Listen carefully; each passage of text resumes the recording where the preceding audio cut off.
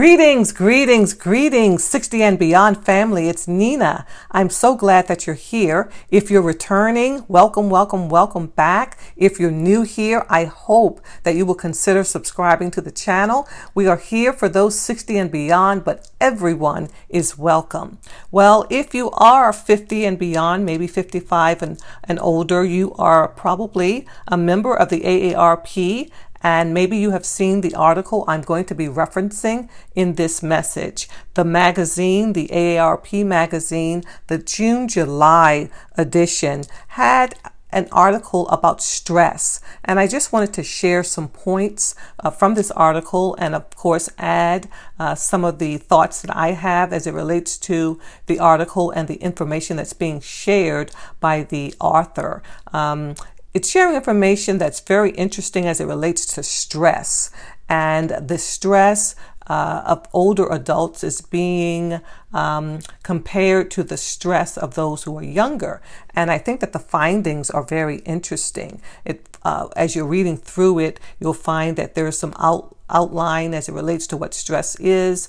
And then it talks about how stress can be managed. So I just want to, again, just highlight some of the points that I found. I found all of it that I did read to be interesting, but some of the points that I found to be most interesting. And we know that many during this time are experiencing levels of stress, and maybe it's due to health, maybe it's due to family, maybe it's due to finances, maybe it's due to what's going on in the world in general.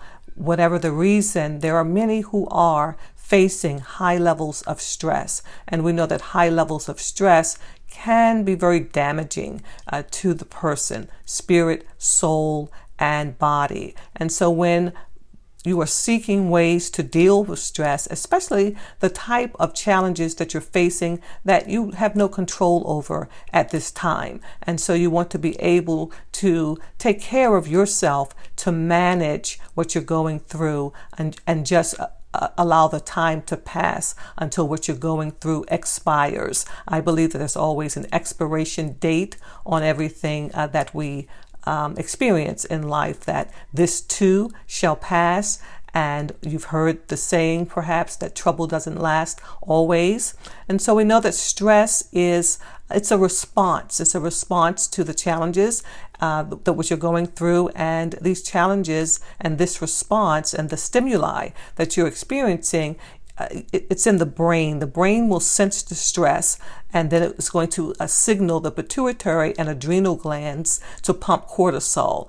And this cortisol is known as the stress hormone, and it is pumped into the bloodstream to help the body respond to the threatening situations. Cortisol does a number of things, including increasing inflammatory compounds and clotting factors in the bloodstream in preparation for possible injury. And I'm reading a little bit from this article that I say that is in the magazine, the AARP magazine, page 44. And I will have links in my description box underneath this video, as usual, links for different things that I think might be interesting to you. How to fight the cortisol flood, page 44, speaks about the body. It says that exercise, and all of you know, if you know me, you know how much I feel exercise is beneficial for us. So exercise can bring down cortisol levels in the elderly and in people with major depressive disorder, according to the Cleveland Clinic.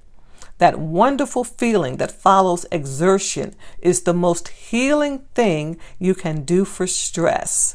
So I like seeing that. I like hearing that. I like that this is going to be shared with so many other people. Exercise is just so beneficial, and we need to find ways to always incorporate exercise into our lifestyle.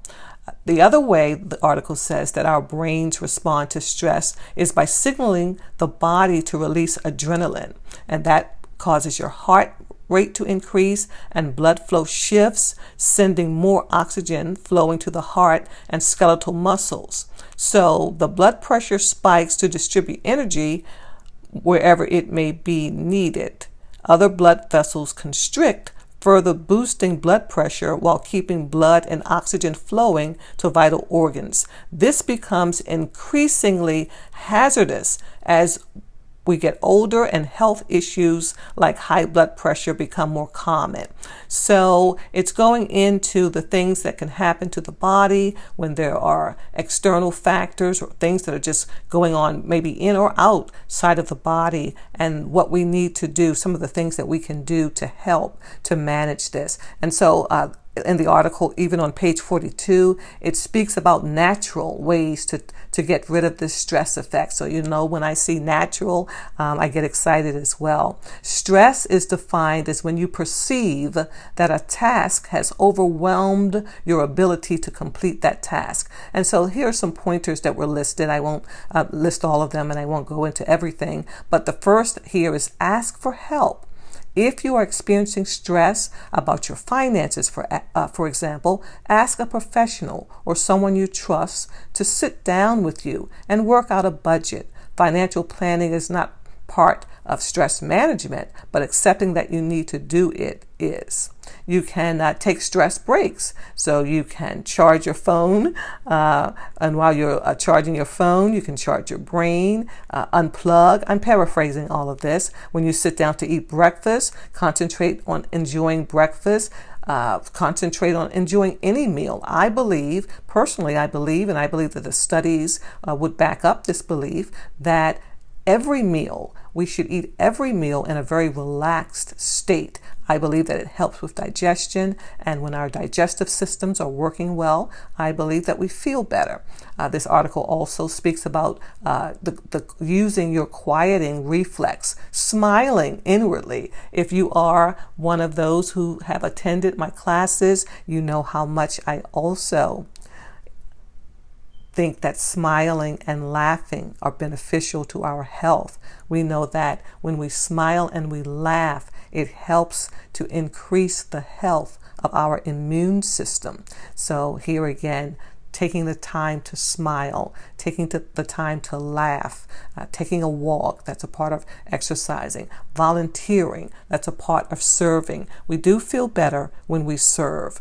I believe that when we are helping someone else, it helps us, and I think that you would agree with me as well. Physical activity, going back to that, and this is in the article, makes your muscles stronger and also lowers inflammation and also improves your blood pressure regulation. And then it talks about exercise offsetting the stress of social isolation, the health impact of which is comparable to smoking or obesity. So when you do volunteer work, you have a purpose in your life, and it helps to diminish what you feel about the loneliness that you could be experiencing at this time. And it says that there's a 35% slash in the risk for stroke and depression when you adopt some of these strategies for managing the stress that could be in your life. And then I just want to end with this. The writer ends by saying, I don't think older adults realize the strengths they have, and that in some ways they're doing better than young people. Many of us, of course, do realize this, for we have lived longer than most, yet the time for living is still now. Now. So I hope that you've been helped by this information. I hope that you're encouraged, motivated, and inspired to make some changes in your life so that you are holistically aligned, spirit, soul, and body. Holistic health. Health for your spirit, your soul, and your body. All three of those coming into alignment, and I believe that you're going to feel much better. So God bless you. Thank you for being here, staying here till the end, and I look forward to when I have another message to share with you.